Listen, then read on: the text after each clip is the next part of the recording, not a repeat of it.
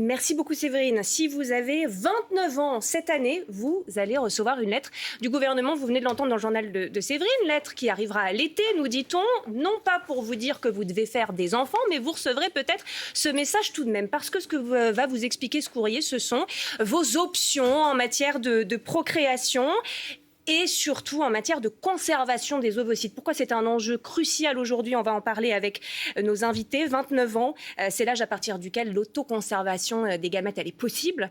Mais c'est aussi parce qu'on le sait, il y a de moins en moins de naissances en France et ça devient un enjeu véritablement prioritaire pour le gouvernement. Il y a donc un plan qui va être mis en œuvre et cette lettre n'en est qu'une des parties. Ce plan, Salomé Berliou, bonjour. Vous en êtes à l'origine. Bienvenue sur ce plateau puisque vous avez coécrit le rapport sur les causes d'infertilité qui a été remis au gouvernement en février 2022. Vous allez nous dire ce que vous en pensez de ce courrier, si c'était votre idée ou pas.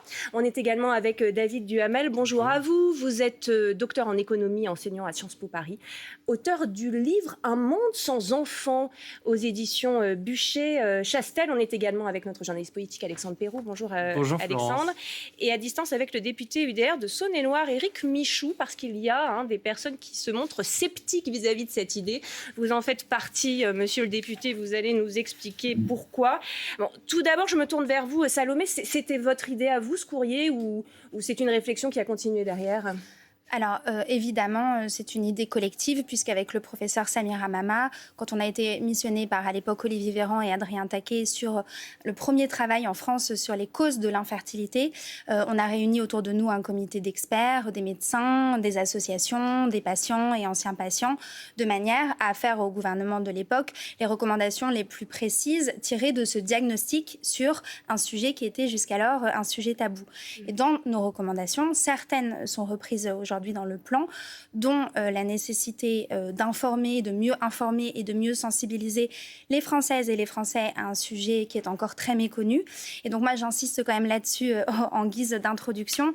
Il faut quand même dire que jusqu'à présent et jusqu'à l'annonce de ce plan, la question de l'infertilité était quelque part reléguée au domaine de l'intime. Ouais. C'était une histoire de couple, voire une histoire de femme. Un problème personnel, voire féminin. Exactement, voire une histoire de bonne femme. Parce que souvent, quand on pense que ça concerne les femmes, c'est aussi un sujet auquel on s'intéresse le moins. Et donc, en fait, l'objectif de ce plan, c'est de considérer que l'infertilité est un sujet de santé publique. Et que donc, il va pouvoir y avoir un engagement fort pour essayer de lutter contre ce qui concerne aujourd'hui près d'un couple sur 5, quand on se place dans le cadre des couples hétérosexuels. C'est 3,3 millions de Français et de Françaises qui sont directement concernés. Mais en fait, il faut très vite multiplier, puisque si mon mari est infertile, mon couple l'est, et donc je suis directement concernée aussi. Donc dans nos problèmes aujourd'hui en France, où on a de moins en moins de naissances, moins même que de décès l'an dernier, c'est loin d'être anecdotique en fait cette question de la fertilité. Ah, c'est majeur, c'est majeur, et en fait, ce qu'on ignore, on le néglige, et jusqu'à présent, on n'en parlait pas, on en parlait peu. J'ai vraiment le souvenir d'une journaliste justement qui faisait un article au moment du plan pour Olivier Véran et Adrien Taquet à l'époque, qui me disait, mais je comprends pas, pourquoi est-ce que vous voulez en faire un sujet de santé publique alors que c'est l'affaire du couple en fait, et c'est une affaire de sexualité, une affaire de désir d'enfants, mais en fait, c'est méconnaître d'abord l'ampleur du phénomène et ensuite la violence que c'est pour des couples qui ont envie de faire famille que de se rendre compte que ça va être impossible, ou donc, en tout cas très compliqué. Ce courrier va dire quoi? Est-ce que vous le savez d'ailleurs vous-même? Oui, bien sûr. Alors le courrier n'est pas encore finalisé, puisque c'est aussi tout l'objectif de ce comité de pilotage qu'on préside avec le professeur Samir Hamama, que de travailler sur le choix des mots, parce qu'on sait à quel point sur des sujets sensibles comme ceux-là, les mots comptent pour que l'information soit bien reçue, bien perçue et bien comprise, et absolument pas perçue comme une politique nataliste ou une forme de pression qui serait mise aux Français. Surtout à 29 ans où ça peut sembler très lointain, enfin pour beaucoup le désir ou l'idée d'enfant n'est pas forcément encore C'est l'âge moyen du premier enfant aujourd'hui en France, 29 ans pour une femme, donc c'est aussi pour ça qu'on s'est fondé sur cet âge-là. C'est 29 ans, et donc par ailleurs on le sait, la fertilité, enfin on le sait quand on se penche un peu sur le sujet, mais la fertilité des femmes notamment chute drastiquement après 30 ans et après 35 ans. Donc, toute l'idée de ce courrier, qui encore une fois doit être pesé au trébuchet de façon à ne pas crisper et à ne pas être mal interprété, mais à dire, de la même manière qu'à d'autres moments, on peut alerter par exemple sur certains types de cancers. Le dépistage, par exemple. Vous recevez chez vous un courrier, vous pouvez décider derrière de suivre et d'aller vous faire dépister ou pas. Et donc là, l'idée, c'est de dire, attention, cette question de l'infertilité, elle existe, et penchez-vous sur le sujet si vous avez un désir d'enfant, et si vous en avez un uniquement. Et potentiellement, faites congeler vos ovocytes, parce que c'est ça qui va être dit dans le message. Vous en pensez quoi, vous, de ce message, David Duhamel? C'est le bon? J'en pense plutôt du bien. Je pense que c'est difficile de savoir quoi faire, et puis ça dépend un petit peu de l'objectif. Est-ce que l'objectif, c'est d'accompagner les couples ou les individus qui veulent avoir des enfants et qui n'arrivent pas et qui ne connaissent pas les problématiques liées à l'infertilité? On a l'impression qu'on est dans un monde moins fertile qu'avant, mais principalement c'est parce qu'on fait des enfants plus tard qu'avant. Et donc c'est pas de l'infertilité, c'est juste que si on repousse son projet parental à la trentaine, voire à la quarantaine, ça va être beaucoup plus compliqué. Oui. C'est ça la cause principale de cette infertilité, alors, aujourd'hui? De sa hausse. Ce qu'on appelle l'infertilité, c'est la difficulté biologique à avoir les enfants qu'on désire. Donc oui, la grosse partie, on pense, il y a un débat, mais on pense que c'est lié beaucoup au retard de la décision d'avoir des enfants. Par exemple, vous savez, les 20-24 ans, c'est moins de 50% de naissances qu'il y a 30 ans. En revanche, les 35-40 ans, c'est plus 50 ou 70%. Les plus de 40 ans, c'est plus 200%. Wow. Donc la société change. C'est très important que le niveau d'information change ensemble. Vous savez, il y a une expression que j'aime bien, parce qu'elle dit quelque chose de notre société, tomber enceinte. On ne l'emploie plus. On ne tombe plus enceinte, enfin, les femmes surtout évidemment, parce que le niveau d'information et d'accès à la contraception a énormément progressé. Mais sur les mécanismes de fertilité, le niveau général de culture est encore extrêmement bas. Et je pense que tout ce qui peut aller dans le sens d'une meilleure information est louable. Est-ce que ça va faire remonter le taux de fécondité? Probablement pas. Est-ce qu'à 29 ans, on a déjà conscience de ces potentiels problèmes ultérieurs de fertilité? C'est ça la question, parce que c'est effectivement pas forcément le cas des couples de 29-30 ans, d'avoir du mal à concevoir. Comme vous le dites, ça vient surtout essentiel, enfin pas seulement, ça peut commencer à ce moment-là, et puis surtout il est pas trop tard pour s'informer, parce qu'un plan parental, ça peut être décidé, je voudrais un enfant, alors quand est-ce que je le voudrais? À la fin de la vingtaine, au début de la trentaine, il faut que je trouve le compagnon, mais peut-être qu'il faut d'abord que je fasse mes études, que j'assure le début de ma carrière, et donc tout ça, ça peut un peu se prévoir, et il faut savoir qu'il va y avoir de plus en plus d'obstacles biologiques liés à ce retard de décision, et c'est là où c'est utile. Et ce qu'il faut bien comprendre, je pense, c'est que le savoir, c'est le pouvoir, et qu'en fait, la plupart des couples qui se sont retrouvés dans une situation d'infertilité disent « mais si seulement j'avais su avant ». Parce qu'en fait, derrière, vous avez des médecins qui vous disent de manière très factuelle le temps n'est pas votre allié. Et qu'en fait, c'est un parcours qui est... Je parle d'expérience, puisque je me souviens très bien de cette première médecin que nous avions vue avec mon conjoint. Oui, il faut dire que vous avez eu vous-même votre propre combat contre l'infertilité. Je pense que l'idée de ma participation au plan, c'est d'ailleurs de représenter les patients et anciens patients qui sont dans ce parcours-là. Et vous avez un médecin, tout à coup, moi à l'époque j'avais 27 ans, qui me dit, qui nous dit avec mon conjoint, vous allez vous lancer dans un parcours qui est long, cher et douloureux. Et à nouveau, si on ne sait pas ça, on peut considérer que l'aide médicale à la procréation, c'est une baguette magique, et qu'on pourra se pencher sur la question quand on en aura envie, et qu'en gros, tout ça sera réglé en un claquement de doigts. Mais c'est pas vrai. Et de ce point de vue-là, je pense que vraiment toute la logique, et c'est ce que disent et ce que saluent d'ailleurs les associations de patientes et d'anciens patients dans cette avancée-là, c'est de dire, ça va nous permettre aussi de comprendre collectivement, non seulement les gens directement concernés, mais leur entourage, qu'un parcours d'AMP, c'est quelque chose. Vous faites des fausses couches à répétition. Quand vous êtes une femme, vous devez vous faire des injections dans le ventre et dans les cuisses tous les jours. Il y a beaucoup d'échecs, ça dure souvent très longtemps. Et, très intéressant à savoir, un couple sur deux lancé dans ce parcours en France va rentrer chez lui sans enfant. Donc, ça n'est pas automatique, d'où le fait de dire informons les gens pour qu'ils puissent agir en conscience. Bon, quand on vous entend, on se dit que c'est une très bonne idée, et pourtant, il y a beaucoup de détracteurs de cette idée depuis hier. Alors, sans trop m'avancer, Éric Michou, il me semble que vous ne trouvez pas que c'est forcément là la solution au problème de fécondité en France. Merci de me donner la parole sur le sujet. Quand M. Macron parle du choc de natalité et des dispositions à mettre en œuvre pour avoir des enfants, c'est un côté un peu... je ne sais pas quelle est la légitimité de ce monsieur à parler d'enfants quand il n'en a jamais eu lieu, donc il ne comprend pas les problèmes qui sont d'avoir des enfants.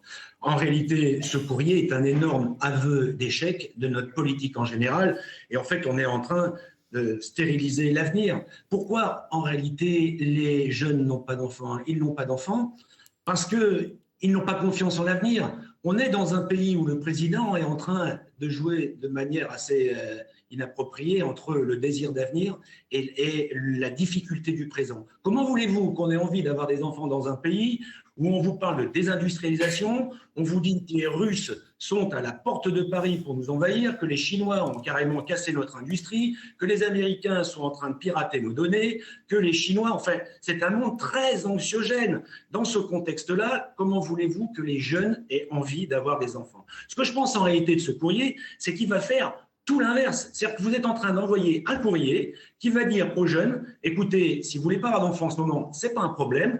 Vous allez congeler vos ovocytes, ce sont des jeunes femmes bien sûr, et puis dans 10 ans, si jamais vous avez envie, eh ben, ça sera possible.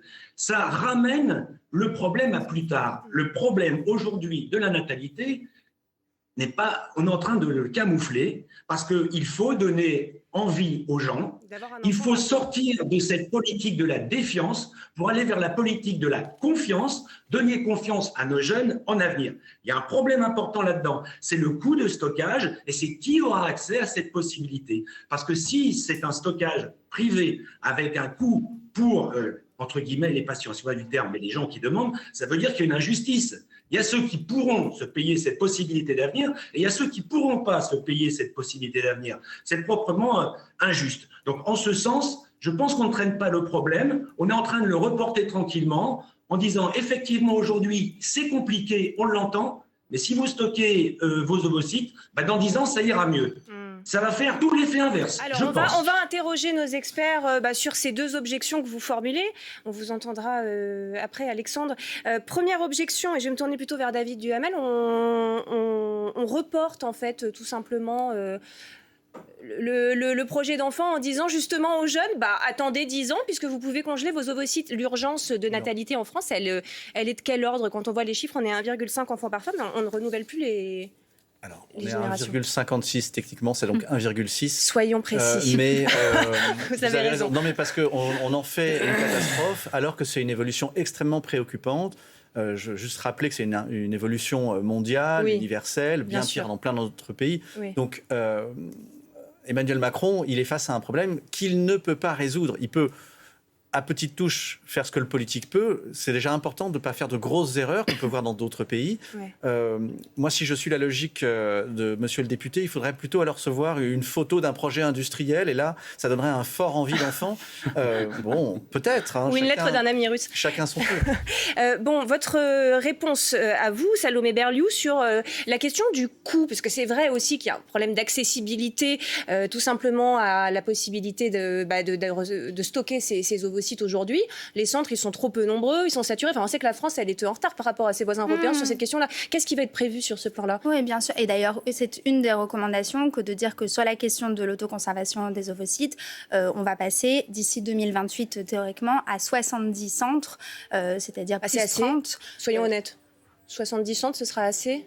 De toute façon, ça sera jamais assez. Mais aujourd'hui, on est à 40. L'idée, c'est d'augmenter et aussi parce qu'en fait, il faut quand même le dire, et ça, c'est certain.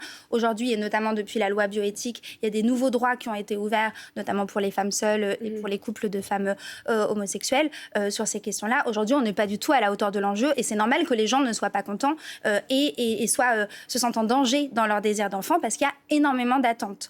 Mais peut-être... Combien d'attentes? On est sur 3, 4 ans, c'est ça, pour un don d'ovocytes? Alors, non, donc notamment pour pouvoir entrer dans le parcours sur la alors en plus il y a des subtilités entre don et autoconservation, mais on est à peu près à 13 mois d'attente. Donc après il y a la question du public. Pour la conservation, 13 mois. Exactement. Et pour le don, d'ovocytes, on est sur des années.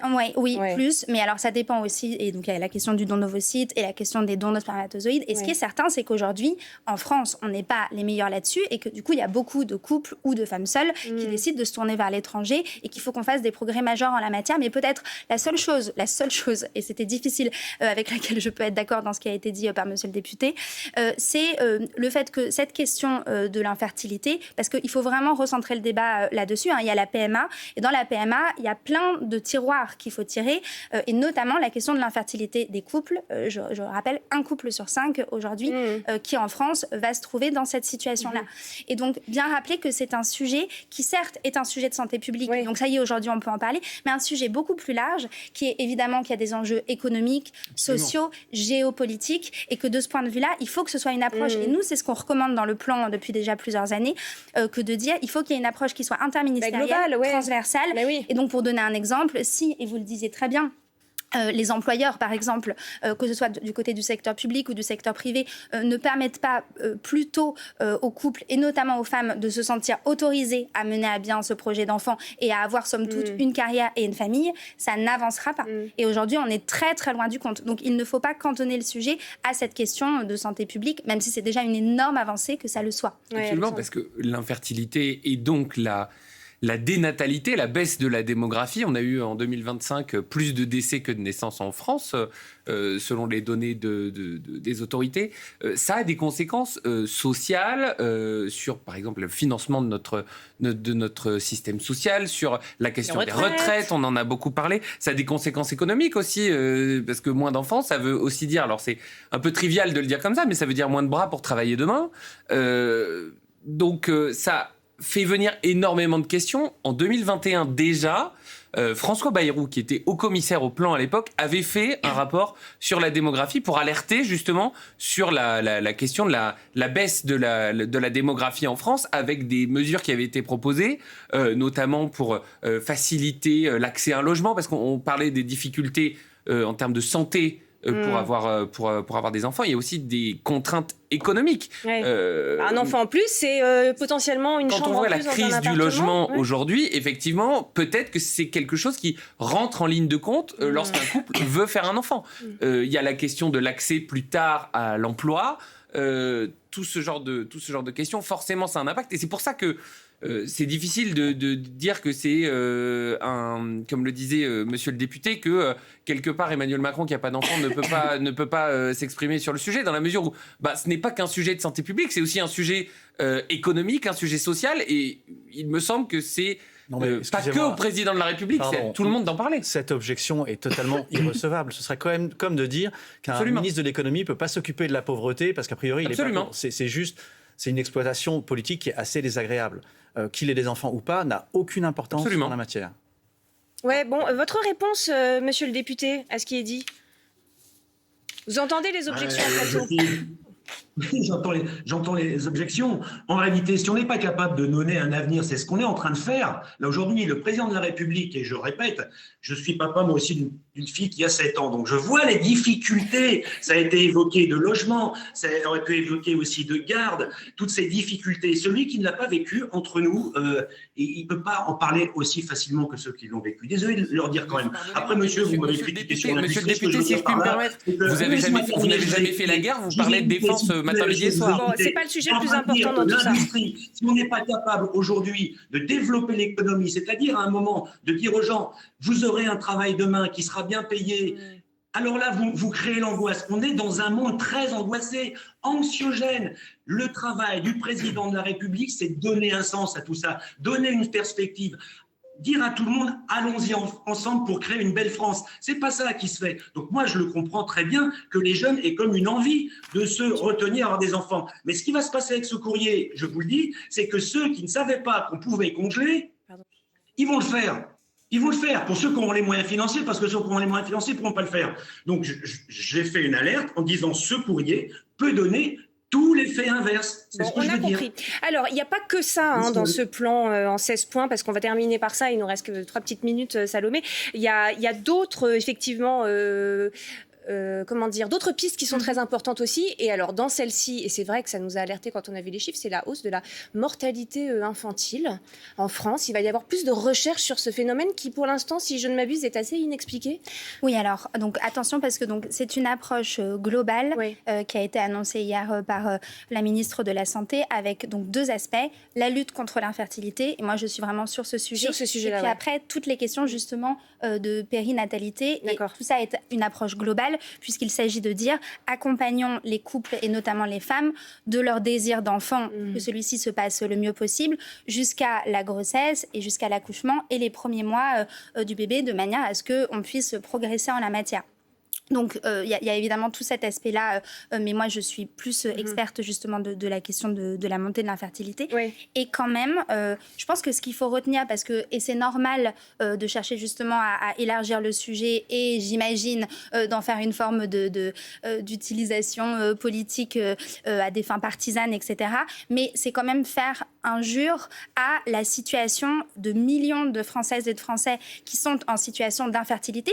Ce plan est un plan de lutte destiné contre à ça. l'infertilité en France. Et donc, je pense qu'il faut quand même vraiment retenir que jusqu'à présent, c'était un sujet dont on ne parlait pas et que, maintenant, et que les couples devaient souffrir et vivre ça seuls et que maintenant, on va en parler et que probablement, et peut-être que ça fait partie des choses que je tiens à défendre aujourd'hui, ce plan ne doit être qu'une première étape de travail pour aller ensuite beaucoup plus loin, de manière à ce qu'on ne se tourne pas toujours à l'étranger, notamment quand il s'agit, par exemple, de diagnostics préimplantatoires qui permettent, et là, c'est un sujet lourd, mais sur lequel il faudra aller dans un deuxième temps, de voir aujourd'hui en France la qualité des embryons qui vont être transférés, parce qu'aujourd'hui, on vous transfère des embryons qui, de toute façon, ne peuvent pas donner lieu à une grossesse, ce qui fait que pour les femmes, vous subissez mois après mois des fausses couches en plus. Là où si vous allez en Espagne, on ne vous transfère que des embryons qui peuvent donner lieu à une grossesse. Donc c'est toute cette subtilité-là qu'il faut avoir en tête. Il faudrait quoi comme évolution ? Il faudrait une évolution législative ? Oui, bien sûr. Bien sûr. Ouais. On est en retard dans nos mentalités quand même encore en France. Monsieur Duhamel ? Sur ces questions-là, où on a raison d'être prudent. Non, mais c'est évidemment, il y a deux façons de voir les choses. C'est des phénomènes nouveaux et la France s'est longtemps crue immunisée. C'est-à-dire que ce qui nous est arrivé en 2025, d'avoir plus de morts que de naissances, c'est arrivé en Allemagne en 72. Vous voyez, nous, on pensait qu'on était un petit peu exceptionnel et d'une certaine façon, on l'était. On ne l'est plus et donc on fait face à toutes ces nouvelles problématiques. Ouais. L'Espagne, elle se les pose depuis bien longtemps. Parce qu'ils sont rentrés en sous-natalité bien avant. Bien avant nous, d'accord. Voilà, donc on est en train de monter en compétence sur la question. Bon, c'était très intéressant d'entendre toutes ces précisions. Merci beaucoup, Salomé. Merci à vous tous. Et merci au député Éric Michaud qui était avec nous à distance. Dans un instant, une bonne nouvelle pour vous, Éric Michaud. Tous les chiffres de l'économie ne sont pas mauvais. Notre déficit commercial s'améliore de façon même assez spectaculaire. Alors restez avec nous pour entendre ça. Vous allez voir que le nombre d'enfants va augmenter. On va voir si le nombre d'enfants augmente. Tout de suite, c'est le rappel des titres avec Séverine Larouille.